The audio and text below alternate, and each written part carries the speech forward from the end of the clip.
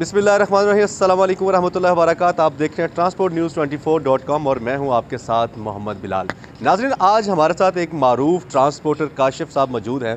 आज हम उनका इंटरव्यू करेंगे और उनसे जानेंगे कारोबार के हवाले से कि कारोबार के क्या मसाइल हैं उनको, और ये जब अभी आए रोज़ जो पेट्रोल और डीज़ल की कीमतें बढ़ रही हैं, इसके साथ साथ इनके कारोबार पर क्या मनफी असरात आ रहे हैं, उस बारे में हम उनसे जानेंगे। तो जी, हमारे साथ मौजूद है मारूफ ट्रांसपोर्टर काशिफ साहब। अस्सलाम वालेकुम। वालेकुम अस्सलाम। काशिफ साहब कैसे हैं आप? अल्लाह का शुक्र जनाब। काशिफ भाई, पहले तो बहुत शुक्रिया आपका कि आपने हमें टाइम दिया। हमने आपको एक नामुनासिब जगह पर भी रोक लिया, आप हमें नज़र आए तो हमने सोचा चले आपसे कुछ सवालात पूछ लिए जाए। अच्छा काशिफ साहब, मुझे ये बताएं कि जो भी ट्रांसपोर्टर्स के हालात कैसे चल रहे हैं और क्या समझते हैं, कारोबार कैसा चल रहा है? सर, अगर तुसी रात रोक ही लिया है, ट्रांसपोर्ट ਦੇ ਫਿਲ ਵਕਤ ਹਾਲਾਤ ਬਹੁਤ ਜ਼ਿਆਦਾ ਬੁਰੇ ਨੇ। ਬਹੁਤ ਮੁਸ਼ਕਲਾਤ ਦਾ ਸਾਹਮਣਾ ਸਾਨੂੰ ਕਰਨਾ ਪੈ ਰਿਹਾ ਹੈ ਔਰ ਇਸ ਟਾਈਮ ਟਰਾਂਸਪੋਰਟ ਜਿਹੜੀ ਇੰਡਸਟਰੀ ਹੈਗੀ ਆ ਉਹ ਤਬਾਹੀ ਦੇ ਦਹਾਨਾ ਗੁਜ਼ਰ ਚੁੱਕੀ ਹੈ। ਅੱਛਾ, ਤਬਾਹੀ ਦੇ ਦਹਾਨੇ ਤੇ ਨਹੀਂ ਖੜੀ। ਡੀਜ਼ਲ ਦੇ ਆਏ ਦਿਨ ਡੀਜ਼ਲ ਦੇ ਰੇਟ बढ़ना, ਠੀਕ ਹੈ, ਮੁਲਕ ਦੇ ਵਿੱਚ ਕਾਰੋਬਾਰ ਦਾ ਨਾ ਹੋਣ ਦੀ ਵਜ੍ਹਾ ਤੋਂ ਮੁਲਕ ਦੇ ਹਾਲਾਤ ਤੇ ਜਿਹੜੇ ਬੱਤਰ ਹੈ ਹੀ ਹੈ, ਟਰਾਂਸਪੋਰਟ ਦੇ ਹਾਲਾਤ ਇਹ ਤੋਂ ਵੀ ਜ਼ਿਆਦਾ ਬਦ ਤੋਂ ਬਦਤਰ ਹੋ ਚੁੱਕੇ ਨੇ। ਮੈਨੂੰ ਦੱਸੋ, ਜਿਹੜਾ ਪੈਟਰੋਲ ਜਾਂ ਡੀਜ਼ਲ ਜਦੋਂ ਮਹਿੰਗਾ ਹੁੰਦਾ ਹੈ ਤੇ ਕੀ ਤੁਹਾਡੇ ਕੋਈ ਕਿਰਾਏ ਵਗੈਰਾ ਵੀ ਤੁਸੀਂ ਵਧਾਉਂਦੇ ਹੋ ਜਾਂ ਉਸ ਰੇਸ਼ੋ ਨਾਲ ਕਿਰਾਏ ਵੀ ਵੱਧਦੇ? ਨਹੀਂ ਸਰ, ਆ ਤੇ ਤੁਸੀਂ ਇੱਕ ਮਜ਼ਾਕ ਕਰ ਰਹੇ ਹੋ ਟਰਾਂਸਪੋਰਟਰ ਨਾਲ ਕਿ ਡੀਜ਼ਲ ਦੇ ਕਿਰਾਏ ਦੇ ਨਾਲ, ਕਿ ਅਗਰ ਡੀਜ਼ਲ ਦਾ ਰੇਟ बढ़ ਰਿਹਾ ਤਾਂ ਕਿਰਾਏ ਵੀ बढ़ ਰਹੇ ਹੈ। ਸਰ ਬਲਕਿ ਆਪ ਗਾਲਬਨ 2 ਦਿਨ ਪਹਿਲੇ ਡੀਜ਼ਲ बढ़ाया 10 रुपए ਔਰ ਸਾਡੇ ਕਿਰਾਏ ਮਜ਼ੀਦ ਕਮ ਹੋ ਗਏ ਹੈ, ਘਟ ਗਏ ਕਿਰਾਏ ਸਾਡੇ, ਬਜਾਏ ਵਧਣ ਦੇ ਕਿਰਾਏ ਘਟਾਤੇ ਇਹਨਾਂ ਨੇ। ਠੀਕ ਆ, ਮਾਰਕੀਟ ਦੇ ਵਿੱਚ ਕੰਮ ਹੈ ਹੀ ਨਹੀਂ ਓਵਰਆਲ ਟਰਾਂਸਪੋਰਟ ਦਾ। ਇਹ ਮਤਲਬ ਤੁਸੀਂ ਦੇਖੋ ਨਾ, ਪੈਟਰੋਲ ਵਧਿਆ ਹੈ, ਤੁਹਾਡਾ ਡੀਜ਼ਲ ਦੀ ਕੀਮਤ ਵਧੀ ਹੈ ਤੇ ਕਿਰਾਏ ਕਿਉਂ ਘਟ ਗਏ? ਇਹ ਕਿਉਂ ਵਧੇ? ਤੁਸੀਂ ਵਧਾਏ ਕਿਉਂ ਨਹੀਂ? ਇਹ ਵਧਾ ਨਹੀਂ ਸਕਦੇ? ਕੀ ਇਹਦਾ ਮੈਕੈਨਿਜ਼ਮ ਕੀ ਹੈ ਇਹਦਾ? ਟਰਾਂਸਪੋਰਟ ਦੇ ਵਿੱਚ ਕਿਉਂਕਿ ਅਸੀਂ ਇੱਕ ਟਰਾਂਸਪੋਰਟ ਦੇ ਸ਼ੋਬੇ ਨਾਲ ਰਿਲੇਟਡ ਹੈਗੇ ਆ। ਟਰਾਂਸਪੋਰਟ ਦੇ ਵਿੱਚ ਸਾਡਾ ਕੰਮ ਚੱਲਦਾ ਡਿਮਾਂਡ ਐਂਡ ਸਪਲਾਈ ਤੇ। ਠੀਕ ਹੈ, ਮੁਲਕ ਦੀ ਹਾਲਾਤਾਂ ਦੀ ਵਜ੍ਹਾ ਤੋਂ ਮੁਲਕ ਦੇ ਵਿੱਚ ਡਿਮਾਂਡ ਨਹੀਂ ਹੈ। ਜਦੋਂ ਡਿਮਾਂਡ ਨਹੀਂ ਤਾਂ ਜ਼ਾਹਰ ਸਪਲਾਈ ਨਹੀਂ ਹੈ। ਸਪਲਾਈ ਨਾ ਹੋਣ ਦੀ ਵਜ੍ਹਾ ਦੇ ਵਿੱਚੋਂ ਇਸ ਟਾਈਮ ਸੂਰਤ ਹਾਲ ਇਹ ਬਣੀ ਪਈ ਹੈ ਕਿ ਮਾਲ ਇੱਕ ਗੱਡੀ ਦਾ ਹੁੰਦਾ ਔਰ ਉਹਦੇ ਇੱਕ ਗੱਡੀ ਦੇ ਮਾਲ ਵਾਸਤੇ 20 ਗੱਡੀਆਂ ਖੜੀਆਂ ਹੁੰਦੀਆਂ। ਅੱਛਾ, ਐਟ ਦਾ ਸਪੋਰਟ 20 ਗੱਡੀਆਂ ਇੱਕ ਗੱਡੀ ਦੇ ਮਾਲ ਵਾਸਤੇ ਖੜੀਆਂ ਹੁੰਦੀਆਂ। ਤੁਸੀਂ ਦੱਸੋ, ਉੱਥੇ ਕੋਈ ਵੀ ਅਗਰ ਅੱਡੇ ਵਾਲਾ ਵਾ ਜਾਂ ਔਰ ਪਾਰਟੀ ਵਾਲਾ ਉਹ ਕਿਰਾਇਆ ਕਿੱਦਾਂ ਬਣਾਏਗਾ ਉਹਨੂੰ, ਜਦੋਂ ਪਤਾ ਕਿ ਮੇਰੀ ਇੱਕ ਗੱਡੀ ਦਾ ਮਾਲ ਆ ਮੇਰੇ ਕੋਲ ਔਰ ਮੇਰੇ ਵਾਸਤੇ 20 ਗੱਡੀ ਹਾਜ਼ਰ ਖੜੀ ਹੈ ਜਿਹੜੀ ਪਾ ਸਕਦੀ ਹੈ। ਮੁਲਕ ਦੇ ਵਿੱਚ ਐਸਾ ਮਾਲ ਹੈ ਕੋਈ ਨਹੀਂ। ਟਰਾਂਸਪੋਰਟ ਇੰਡਸਟਰੀ ਬਹੁਤ ਬੜੀ ਹੈ ਔਰ ਬਹੁਤ ਜ਼ਿਆਦਾ ਗੱਡੀ ਹੈਗੀ ਹੈ ਜਿਹੜੀ ਇਸ ਟਾਈਮ ਬਹੁਤ ਸਾਰੇ ਲੋਕ ਆ ਜਿਹੜੇ ਇਹਨਾਂ ਮਾਮਲਿਆਂ ਦੇ ਵਿੱਚ ਗੱਡੀਆਂ ਖੜੀ ਕਰੀ ਜਾ ਰਹੇ ਨੇ, ਗੱਡੀਆਂ ਨਹੀਂ ਚਲਾ ਰਹੇ। ਠੀਕ ਆ, ਕਿ ਐਂਡ ਇਹੀ ਐਟ ਲੈਸਟ ਇੱਥੇ ਤੱਕ ਗੱਲ ਆ ਚੁੱਕੀ ਹੈਗੀ ਆ ਕਿ ਜਿਸ ਬੰਦੇ ਕੋਲ 20 ਗੱਡੀਆਂ ਸੀ ਨਾ, ਉਹਨੇ 15 ਖੜੀਆਂ ਕਰ ਦਿੱਤੀਆਂ, 5 ਚਲਾ ਕੇ ਸਿਰਫ ਆਪਣਾ ਘਰ ਚਲਾ ਰਿਹਾ। ਅੱਛਾ, ਠੀਕ। ਇਹ ਇਸ ਹੱਦ ਤੱਕ ਇਸ ਟਾਈਮ ਟਰਾਂਸਪੋਰਟ। ਅੱਛਾ, ਤੁਸੀਂ ਵੀ ਦੱਸਿਆ ਕਿ ਤੁਸੀਂ 2 ਸਾਲ ਪਹਿਲੇ ਇੱਕ ਹੜਤਾਲ ਕੀਤੀ ਸੀ ਐਕਸਲ ਲੋਡ ਦੇ ਹਵਾਲੇ ਨਾਲ, ਤੇ ਕਿਆ ਉਹ ਹੜਤਾਲ ਦਾ ਤੁਹਾਨੂੰ ਕੋਈ ਫਾਇਦਾ ਹੋਇਆ ਹੈ ਕਿ ਐਕਸਲ ਲੋਡ ਤੇ ਅਮਲ ਦਰਾਮਦ ਹੋ ਰਿਹਾ ਹੈ? ਜਾਂ ਅਭੀ ਕੁਝ ਦਿਨ ਪਹਿਲੇ ਇੱਕ ਸਿੰਧ ਹਾਈ ਕੋਰਟ ਨੇ ਵੀ ਇੱਕ ਕਾਨੂੰਨ ਜਿਹੜਾ ਸੀਗਾ ਉਹਦੇ ਵਿੱਚ ਦਰਖਾਸਤ ਖਾਰਜ ਕੀਤੀ ਹੈ, ਉਹ 'ਚ ਉਹਨਾਂ ਨੇ ਕਿਹਾ ਜਨਾਬ ਐਕਸਲ ਲੋਡ ਤੇ ਬੜਾ ਸਾਡਾ ਅਮਲ ਦਰਾਮਦ ਹੋ ਰਿਹਾ ਤੇ ਅਸੀਂ ਕੰਮ ਕਰ ਰਹੇ। NHAI ਨੇ ਕਿਹਾ ਤੇ ਬਾਕੀ ਜਿਹੜੇ ਅਦਾਰੇ ਉਹਨਾਂ ਨੇ ਕਿਹਾ। ਤੇ ਤੁਸੀਂ ਇਸ ਬਾਰੇ ਨਾਲ ਸਾਨੂੰ ਦੱਸੋ ਕਿ ਇਸ ਤਰ੍ਹਾਂ ਕੰਮ ਵੀ ਹੋ ਰਿਹਾ ਜਾਂ ਬਸ ਐਵੇਂ ਗੱਲਾਂ ਹੀ ਨੇ? ਸਰ, ਜਿੰਨੇ ਵੀ ਜ਼ਾਹਿਰ ਹਕੂਮਤ ਆ ਸਾਡੀ ਹੈ, ਲੇਕਿਨ ਇਹ ਜਿੰਨੇ ਵੀ ਅਦਾਰੇ ਵਿੱਚ ਇਹਦੇ ਵਿੱਚ ਮੁਲਵਸ ਆ, ਸਭ ਅਦਾਰੇ ਸਾਡੀ ਨਜ਼ਰ 'ਚ ਕਰਪਟ ਹੈਗੇ ਆ। ਠੀਕ ਆ, ਕੋਈ ਕੰਮ ਨਹੀਂ ਕਰ ਰਿਹਾ। ਸਾਡੀਆਂ ਪੋਰਟਾਂ ਹੈਗੀਆਂ, 2 ਸਾਡੀਆਂ ਸਭ ਤੋਂ ਵੱਡੀਆਂ ਪੋਰਟਾਂ ਵਾ, ਕਾਸਮ ਪੋਰਟ ਹੈਗੀ ਹੈ, KPT ਪੋਰਟ ਹੈਗੀ ਹੈ, ਕਮਾੜੀ ਪੋਰਟ ਸਾਡੀ ਆ। ਇਹਨਾਂ ਪੋਰਟਾਂ ਦੇ ਉੱਤੇ ਇਹ ਹਕੂਮਤ ਦੀਆਂ ਪੋਰਟਾਂ ਹਕੂਮਤ ਦੇ ਅੰਡਰ ਆਉਂਦੀਆਂ ਵਾ। ਠੀਕ ਆ, ਵਫਾਕ ਦੇ ਅੰਡਰ ਹੈ ਪੋਰਟਾਂ, ਲੇਕਿਨ ਇਹਨਾਂ ਦੇ ਵਿੱਚ ਕੋਈ ਕਾਨੂੰਨ ਨਾਮ ਦੀ ਕੋਈ ਚੀਜ਼ ਨਹੀਂ ਹੈਗੀ। ਕੋਈ ਐਕਸਲ ਵੇਟ ਦਾ ਦੂਰ ਤੱਕ ਨਾਮੋ ਨਿਸ਼ਾਨ ਵੀ ਨਹੀਂ ਮਿਲਦਾ। ਐਕਸਲ ਵੇਟ ਆਪਣੀ ਜਗ੍ਹਾ ਰਹਿ ਗਿਆ। ਇਹਨਾਂ ਰਿਪੋਰਟਾਂ ਦੇ ਅੰਦਰ ਖਰਚੇ ਇੰਨੇ ਕੁ ਜ਼ਿਆਦਾ ਹੋ ਗਏ, ਐਕਸਲ ਵੇਟ ਤੇ ਹੈ ਹੀ ਨਹੀਂ। ਉਹ ਅਵਲ ਸਾਨੂੰ ਕਹਿੰਦੇ ਅਗਰ ਤੁਸੀਂ ਓਵਰਵੇਟ ਪਾਉਣਾ ਵਾ, ਅਗਰ ਤੁਸੀਂ ਇੱਕ ਗੱਡੀ ਤੇ 5 ਟਨ ਵੱਧ ਪਾਉਣਾ ਵਾ, ਸਾਨੂੰ ਉਹਦਾ ਤੁਸੀਂ 5000 ਰੁਪਈਆ ਵੱਧ ਦਿਓ। ਤੁਸੀਂ 5 ਦੀ ਬਜਾਏ 50 ਟਨ ਪਾਓ, ਸਾਡੇ ਕੋਲ 50000 ਰੁਪਈਆ ਸਾਨੂੰ ਵੱਧ ਦਿਓ, ਤੁਸੀਂ ਪਾ ਕੇ ਲੈ ਜਾਓ। ਇਹ ਪੋਰਟਾਂ ਦੀ ਤੁਹਾਨੂੰ ਮੈਂ ਸੂਰਤ ਹਾਲ ਇਸ ਤਰ੍ਹਾਂ ਦੱਸ ਰਿਹਾ ਵਾਂ ਕਿ ਪੋਰਟਾਂ ਦੀ ਇਸ ਤਰ੍ਹਾਂ ਸੂਰਤ ਹਾਲ ਆ ਵਾ। ਅੱਛਾ, ਮੈਨੂੰ ਇੱਕ ਹੋਰ ਚੀਜ਼ ਦੱਸੋ ਕਿ ਟਾਇਰ ਵਗੈਰਾ ਦੀ ਕੀ ਸੂਰਤ ਹਾਲ ਹੈ? ਤੇ ਟਾਇਰ ਵਗੈਰਾ ਮਹਿੰਗੇ ਹੋਏ ਨੇ ਕਿ ਬਸ ਟਾਇਰਾਂ ਦੀ ਉਹੀ ਪ੍ਰਾਈਸ ਆ? ਮਿਲ ਵੀ ਰਹੇ ਨੇ ਕਿ ਨਹੀਂ ਮਿਲੇ? ਇੱਕ ਪਿਛਲੇ ਟਾਈਮ ਕੁਛ ਅਰਸਾ ਇੱਕ ਇਸ਼ੂ ਬਣਿਆ ਸੀ ਕਿ ਟਾਇਰ ਵੀ ਨਹੀਂ ਸੀ ਮਿਲ ਰਹੇ ਤੇ ਜਨਾਬ ਮਹਿੰਗੇ ਵੀ ਬੜੇ ਹੋ ਗਏ ਸੀ। ਟਾਇਰਾਂ ਦਾ ਇੱਕ ਸਭ ਤੋਂ ਵੱਡਾ ਇਸ਼ੂ ਤੇ ਸਾਡੇ ਮੁਲਕ ਦੇ ਵਿੱਚ ਇਹ ਹੈਗਾ ਕਿ ਸਾਡੇ ਮੁਲਕ 'ਚ ਟਾਇਰਾਂ ਦੀ ਕੋਈ ਇੰਡਸਟਰੀ ਨਹੀਂ ਹੈਗੀ। ਅੱਛਾ ਜੀ, ਕਿ ਟਾਇਰਾਂ ਦੀ ਕੋਈ ਇੰਡਸਟਰੀ ਸਾਡੇ ਮੁਲਕ ਦੇ ਵਿੱਚ ਮੈਨੂਫੈਕਚਰਿੰਗ ਨਹੀਂ ਹੁੰਦਾ ਟਾਇਰ।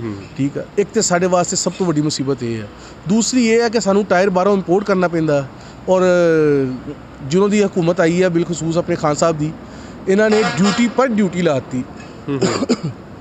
ਡਿਊਟੀ ਪਰ ਡਿਊਟੀ ਲਾਉਣ ਦੀ ਵਜ੍ਹਾ ਤੋਂ ਜਿਹੜਾ ਟਾਇਰ ਅਸੀਂ ਅੱਗੇ 60000 'ਚ ਲੈ ਰਹੇ ਸੀ, ਇਸ ਟਾਈਮ ਉਹ ਟਾਇਰ ਅਸੀਂ 1,20,000 ਚੱਕਣ 'ਤੇ ਮਜਬੂਰ ਹੋਏ ਪਏ ਹਾਂ। ਠੀਕ ਆ, ਉੱਤੋਂ ਸੋਨੇ ਤੇ ਸੁਹਾਗਾ ਇਹਨਾਂ ਨੇ ਇਹ ਕਰ ਦਿੱਤਾ ਕਿ ਅੱਗੇ ਟਾਇਰ ਆਉਂਦੇ ਸੀਗੇ ਬਾਰਡਰ ਦੇ ਜ਼ਰੀਏ, ਨੌਨ ਕਸਟਮ ਟਾਇਰ ਆ ਜਾਂਦਾ ਸੀ, ਟਰਾਂਸਪੋਰਟਰ ਨੂੰ ਕੋਈ ਹਲਕਾ ਜਿਹਾ ਆਸਰਾ ਮਿਲ ਜਾਂਦਾ ਸੀ, ਫਾਇਦਾ ਮਿਲ ਜਾਂਦਾ ਸੀ। ਇਹਨਾਂ ਨੇ ਉਹ ਬਾਰਡਰ ਵੀ ਬੰਦ ਕਰ ਦਿੱਤਾ, ਨਾਨ ਕਸਟਮ ਟਾਇਰ ਆਉਣਾ ਵੀ ਬੰਦ ਹੋ ਗਿਆ। ਹੁਣ ਇੱਕ ਚਾਈਨਾ ਦਾ ਟਾਇਰ ਆ ਜਿਹਦੀ ਨਾ ਕਪੈਸਿਟੀ ਹੈ ਨਾ ਕੁਛ ਵੀ ਆ, ਉਹ 60,000 ਵਾਲਾ ਟਾਇਰ ਅਸੀਂ 1,20,000 ਤੇ ਲੈਣ ਤੇ ਮਜਬੂਰ ਹੋਏ ਪਏ।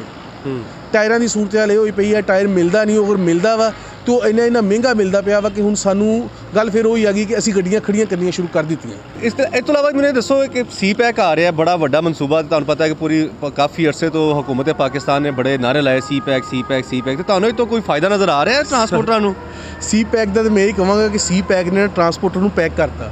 ਅੱਛਾ ਜੀ। ਇਹਦੀ ਵਜ੍ਹਾ ਤੋਂ ਬਾਹਰੋਂ ਬਹੁਤ ਸਾਰੀਆਂ ਕੰਪਨੀਆਂ ਸਾਡੇ ਮੁਲਕ 'ਚ ਸਾਡੀ ਟਰਾਂਸਪੋਰਟ ਦੇ ਵਿੱਚ ਕੂਦ ਪਈਆਂ ਕਿ ਮੁਲਕ ਦੇ ਵਿੱਚ ਸੀ ਪੈਕ ਆ ਰਿਹਾ, ਕਿ ਪਤਾ ਨਹੀਂ ਇਹਦਾ ਕਿੰਨਾ ਕੁ ਹਵਾ ਬਣਾਤਾ ਕਿ ਕਿੰਨਾ ਕੁ ਇਹਦਾ ਕੰਮ ਆ। ਸਰ ਜਿਹੜੀ ਮੈਂ ਮੁਕੱਲਮ ਖੁਦ ਇੱਕ ਟਰਾਂਸਪੋਰਟਰ ਹਾਂ, ਮੈਂ ਜਿਹੜੀ ਚੀਜ਼ ਇਸ ਬਾਰੇ 'ਚ ਦੇਖ ਰਿਹਾ ਕਿ ਮੈਨੂੰ ਕੋਈ ਨਜ਼ਰ ਨਹੀਂ ਆ ਰਿਹਾ ਕਿ ਇਹਦੇ ਵਿੱਚ ਸੀ ਪੈਕ ਦੇ ਵਿੱਚ ਕੋਈ 1% ਵੀ ਟਰਾਂਸਪੋਰਟਰ ਦਾ ਕੋਈ ਫਾਇਦਾ ਹੋਵੇ ਜਾਂ ਟਰਾਂਸਪੋਰਟਰ ਨੂੰ ਕੋਈ ਫਾਇਦਾ ਨਜ਼ਰ ਆ ਰਿਹਾ ਹੋਵੇ। ਠੀਕ ਆ, ਇਹਦਾ ਸਰ ਸਾਨੂੰ ਸਾਡੀ ਨਜ਼ਰ 'ਚ ਇਹ ਫੇਲ ਤਰੀਨ ਕੰਮ ਹੋ ਗਿਆ ਹੋਇਆ ਇੱਕ। ਠੀਕ ਆ, ਸਾਡੀ ਨਜ਼ਰ 'ਚ ਫਿਲ ਵਕਤ ਤੇ ਇਹ ਫੇਲ ਤਰੀਨ ਕੰਮ ਆ ਔਰ ਇਹਦਾ ਟਰਾਂਸਪੋਰਟਰ ਨੂੰ ਕੋਈ ਫਾਇਦਾ ਨਹੀਂ। ਅੱਛਾ, ਤੇ ਮੈਨੂੰ ਦੱਸੋ ਇੱਕ ਬ੍ਰਿਜਲਿੰਗ ਐਪ ਹੈਗੀ, ਇੱਕ ਆਨਲਾਈਨ ਕੰਮ ਸ਼ੁਰੂ ਕੀਤਾ ਉਹਨਾਂ ਨੇ, ਉਹਦਾ ਤੁਹਾਡੇ ਤੇ ਕੀ ਇਫੈਕਟ ਹੋਏਗਾ ਜਾਂ ਤੁਹਾਨੂੰ ਉਹਦਾ ਕੀ ਫਾਇਦਾ ਹੋਏਗਾ? ਸਰ ਬ੍ਰਿਜ ਲਿੰਕ ਹੈ ਇੱਕ ਨਈ ਕੰਪਨੀ, ਜਿੱਦਾਂ ਮੈਂ ਤੁਹਾਨੂੰ ਪਹਿਲੇ ਦੱਸ ਕੇ ਹਟਿਆ ਕਿ ਬਾਹਰੋਂ ਕੰਪਨੀਆਂ ਆਈਆਂ ਵਾ। ਕੰਪਨੀ ਇੱਕ ਬਾਹਰੋਂ ਆਈ ਹੈ, ਬ੍ਰਿਜ ਲਿੰਕ ਆਈ ਹੈ, ਇੱਕ ਟਰੱਕ ਇਨ ਆਊਟ ਆਈ ਹੈ, 2-3 ਕੰਪਨੀਆਂ ਇੱਦਾਂ ਦੀਆਂ ਆਈਆਂ ਬਾਹਰੋਂ। ਉਹਨਾਂ ਦਾ ਫਿਲ ਵਕਤ ਸਾਨੂੰ ਟਰਾਂਸਪੋਰਟਰਾਂ ਨੂੰ ਤਾਂ ਨਾ ਕੋਈ ਫਾਇਦਾ ਵਾ ਨਾ ਕੋਈ ਨੁਕਸਾਨ ਹੈ। ਅੱਛਾ ਜੀ। ਉਹਦਾ ਸਿਰਫ ਇਹ ਹੋ ਰਿਹਾ ਵਾ ਕਿ ਉਹ ਉਲਟਾ ਇਹ ਜਿਹੜੀਆਂ ਵੱਡੀਆਂ ਕੰਪਨੀਆਂ ਆਈਆਂ ਵਾ ਇਹ ਅੱਡੇ ਵਾਲਿਆਂ ਨੂੰ ਖਰਾਬ ਕਰ ਰਹੀਆਂ ਵਾ, ਪਾਰਟੀਆਂ ਨੂੰ ਖਰਾਬ ਕਰ ਰਹੀਆਂ ਵਾ ਕਿ ਉਹਨਾਂ ਪਾਰਟੀਆਂ ਵਾਲਿਆਂ ਕੋਲ ਘੱਟ ਕਿਰਾਏ 'ਚ ਸਮਾਨ ਲੈਂਦੀਆਂ ਵਾ। ਠੀਕ ਹੈ, ਸਾਨੂੰ ਸਾਡਾ ਫਿਲ ਵਕਤ ਕਿਰਾਇਆ ਪੂਰਾ ਦੇ ਰਹੀਆਂ, ਉਹਦੇ ਵਿੱਚ ਸਾਡੇ ਜਿਹੜੇ ਨਾਲ ਦੇ ਅੱਡੇ ਵਾਲੇ ਆ ਇਹ ਵੀ ਅੱਡੇ ਵਾਲੇ ਹੀ ਆ, ਸਾਡੇ ਵਾਸਤੇ ਸਾਰੇ ਅੱਡੇ ਵਾਲੇ ਆ, ਸਾਨੂੰ ਸਾਡੇ ਕਿਰਾਏ ਨਾਲ ਗਰਜ਼ ਹੈਗਾ। ਲੇਕਿਨ ਫਿਲ ਵਕਤ ਜੋ ਲੱਗ ਰਿਹਾ ਵਾ ਕਿ ਅੱਡੇ ਵਾਲਿਆਂ ਦਾ ਹੁਣ ਇਹ ਬੇੜਾ ਬਹਾ ਰਹੇ ਆ, ਇਹਨਾਂ ਨੇ ਹੁਣ ਸਾਡੇ ਵੱਲ ਨੂੰ ਫਿਰ ਆਉਣਾ।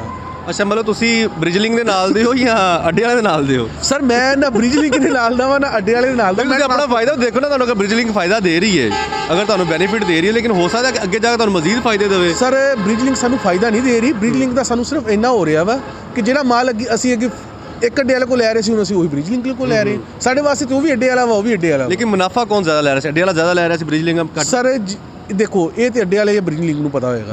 ਅਗਰ ਸਾਡੀ ਗੱਲ ਤੇ ਹੈਗੀ ਜਿਹੜਾ ਕਿਰਾਇਆ ਸਾਨੂੰ ਇੱਕ ਆਮ ਅੱਡੇ ਵਾਲਾ ਦੇ ਰਿਹਾ, ਸਾਨੂੰ ਉਹੀ ਬ੍ਰਿਜ ਲਿੰਕ ਵਾਲਾ ਦੇ ਰਿਹਾ। ਹੁਣ ਉਹ ਪਿੱਛੇ ਪਾਰਟੀ ਕੋ ਕੀ ਲੈ ਰਹੇ ਇਸ ਗੱਲ ਦਾ ਤਾਂ ਸਾਨੂੰ ਨਹੀਂ ਪਤਾ। ਚਲੋ ਜੀ, ਬਹੁਤ ਸ਼ੁਕਰੀਆ ਕਾਸ਼ਿਫ ਸਾਹਿਬ। ਇੱਕ ਲਾਸਟ ਸੇ ਮੈਨੂੰ ਇੱਕ ਕੁਝ ਪੈਗਾਮ ਦੇਣਾ ਚਾਹੋ ਤੁਸੀਂ? ਸਾਡੇ ਅਦਾਰੇ ਸਾਨੂੰ ਦੇਖ ਰਹੇ ਹੁੰਦੇ ਨੇ, ਬਹੁਤ ਸਾਰੇ ਅਦਾਰਿਆਂ ਤੱਕ ਸਾਡੀਆਂ ਵੀਡੀਓਜ਼ ਪਹੁੰਚਦੀਆਂ ਹੁੰਦੀਆਂ ਨੇ, ਤੁਸੀਂ ਕੋਈ ਪੈਗਾਮ ਦੇਣਾ ਚਾਹੋ ਓਵਰਲੋਡ ਦੇ ਹਵਾਲੇ ਨਾਲ, ਪੈਟਰੋਲ ਡੀਜ਼ਲ ਦੇ ਹਵਾਲੇ ਨਾਲ, ਜਾਂ ਮਜ਼ੀਦ ਟਰਾਂਸਪੋਰਟਰ ਸਾਡੇ ਕੋਲ ਪੁੱਛ ਰਹੇ ਹੁੰਦੇ ਨੇ ਅਕਸਰ ਸਵਾਲਾਤ ਸਾਡੇ ਕੋਲੋਂ ਕਿ ਨਾ ਅਸੀਂ ਹੜਤਾਲ ਦੁਬਾਰਾ ਕਰੀਏ ਜਾਂ ਇਹਨਾਂ ਚੀਜ਼ਾਂ ਦੇ ਬਾਰੇ ਦੁਬਾਰਾ ਪੁੱਛ ਰਹੇ ਹੁੰਦੇ ਨਾ, ਬੜੇ ਸਵਾਲ ਸਾਨੂੰ ਆਉਂਦੇ ਨੇ। ਲੇਕਿਨ ਅਸੀਂ ਚਾਹੁੰਦੇ ਹਾਂ ਕਿ ਤੁਸੀਂ ਆਪਣੀ ਜ਼ੁਬਾਨੀ ਖੁਦ ਦੱਸੋਗੇ ਤੁਹਾਡਾ ਕੀ ਅੱਗੇ ਇਰਾਦਾ ਹੈ, ਤੇ ਜਨਾਬ ਤੁਸੀਂ ਐਕਸਲ ਲੋਡ ਤੇ ਅਮਲ ਕਰਵਾਉਣਾ ਚਾਹੁੰਦੇ ਹੋ ਜਾਂ ਕੀ ਸਾਡੀ ਪਲੈਨਿੰਗ ਕੀ ਅੱਗੇ? ਸਰ ਐਕਸਲ ਵੇਟ ਦੇ ਮਾਮਲੇ ਦੇ ਵਿੱਚ ਸਾਡੇ ਵੱਡੇ ਟਰਾਂਸਪੋਰਟਰ ਉੱਠੇ ਸੀ ਇਸ ਮਾਮਲੇ ਦੇ ਵਿੱਚ ਜੀ, ਉਹਨਾਂ ਨੇ ਬੜੀਆਂ ਕਾਵਿਸ਼ਾਂ ਵੀ ਕੀਤੀਆਂ ਸੀ।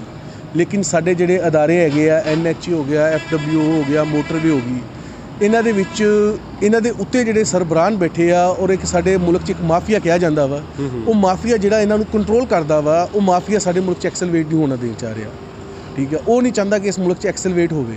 ਰਹੀ ਗੱਲ ਕਿ ਟਰਾਂਸਪੋਰਟਰਾਂ ਦੀ ਹੜਤਾਲਾਂ ਦੀ, ਇਸ ਟਰਾਂਸਪੋਰਟਰ ਇਸ ਟਾਈਮ ਇਸ ਸਕਤ 'ਚ ਨਹੀਂ ਹੈਗਾ ਕਿ ਉਹ ਹੜਤਾਲ ਵੀ ਕਰ ਸਕੇ।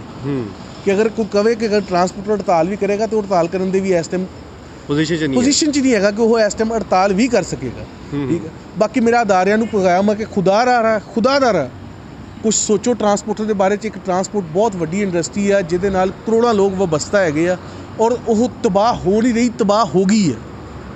ਠੀਕ ਹੈ, ਇਹਦਾ ਐਂਡ ਚੱਲ ਰਿਹਾ ਵਾ। ਹੁਣ ਹੀ ਖੁਦਾ ਦਾ ਖੌਫ ਕਰ ਲਓ, ਕੋਈ ਖੁਦਾ ਦਾ ਖੌਫ ਕਰੋ। ਮੁਲਕ ਦੇ ਵਿੱਚ ਕੁਝ ਦੇਖੋ, ਐਕਸਲ ਵੇਟ 'ਤੇ ਅਮਲ ਕਰਾ ਦਿਓ। ਮੇਰੀ ਅਪੀਲ ਹੈਗੀ ਹੈ ਇਹ ਆਪਣੇ ਇਮਰਾਨ ਖਾਨ ਸਾਹਿਬ ਨੂੰ, ਚੀਫ ਜਸਟਿਸ ਸਾਹਿਬ ਨੂੰ, ਠੀਕ ਹੈ, ਕਿ ਖੁਦਾਦਾਰਾ ਐਕਸਲ ਲੋਡ ਲਿਮਿਟ 'ਤੇ ਅਮਲ ਕਰਵਾ ਕੇ ਟਰਾਂਸਪੋਰਟਰ ਜਿਹੜੇ ਤਬਾਹ ਹੋ ਗਏ ਆ, ਇਹਨਾਂ ਨੂੰ ਜਿਹੜੇ ਕੁਝ ਬਚ ਗਏ ਆ, ਜਿਹੜੇ ਹੋ ਰਹੇ ਆ, ਇਹਨਾਂ ਨੂੰ ਬਚਾ ਲਿਆ ਜਾਵੇ।